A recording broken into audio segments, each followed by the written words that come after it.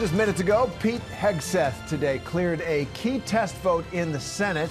He is Donald Trump's choice to become the next defense secretary, and he cleared this vote. This procedural vote tally was 51-49. Two Republicans broke ranks with President Trump to vote against Hegseth.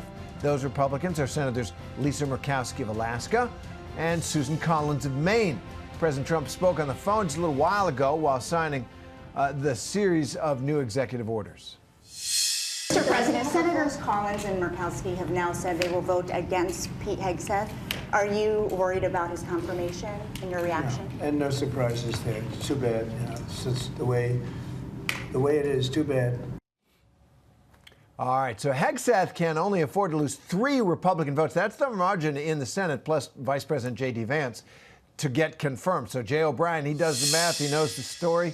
He's on the Hill with more. Jay, Murkowski and Collins, they don't like Hegseth. What do they say about it? And are those the only 2 votes out there?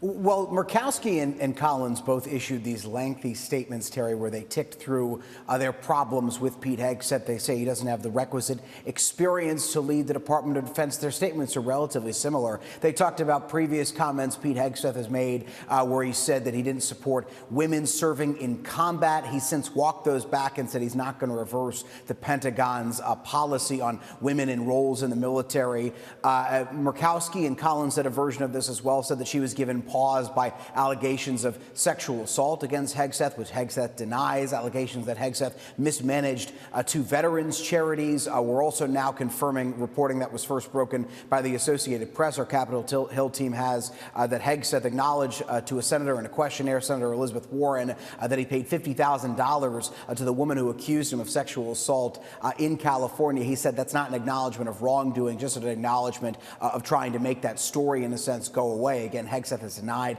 any wrongdoing. He's pointed to the fact that no criminal charges were brought. But this was a key test vote today to see if enough Republicans opposed Hegseth's nomination and could have tanked it. But we only got those 2. A third, even, if they had joined their ranks, and Hegseth would still have been on track to be confirmed. It's 4 Republican senators that would have doomed Hegseth. We've still got our eyes on a few more, like Mitch McConnell, who has said he would vote for this test vote, but unclear if he's going to actually vote come that final vote on Hegseth tomorrow. Tom Tillis is another who said he's doing his due diligence on Pete Hegseth.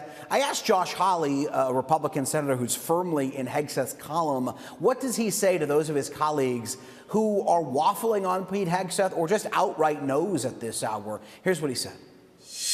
What would you say to some of your colleagues who have deep concerns about Pete Hegseth? No, vote however you want to vote. But listen, I think he's a very capable individual. I sat down with him. He went through the whole confirmation process. I mean, I was a big advocate, as some of you know, reported on. I was a huge advocate of having the full confirmation process, go through the whole thing. By the way, I advised him on this early. I talked to him early on, soon after he was nominated, and I said, listen, you should go out there and say, I will answer every question. I will meet every senator who wants to meet with me. I will answer every question under oath, which he did. And we've heard from some Republican senators, Terry, who say that they also believe that worked in Hegseth's favor because, again, if there are no more no votes at this hour and it's just Murkowski and Collins, that puts Hegseth on track to win that confirmation vote tomorrow and become the next Secretary of Defense. Stay tuned, I guess. Jay O'Brien, thanks very much. I know you'll be there.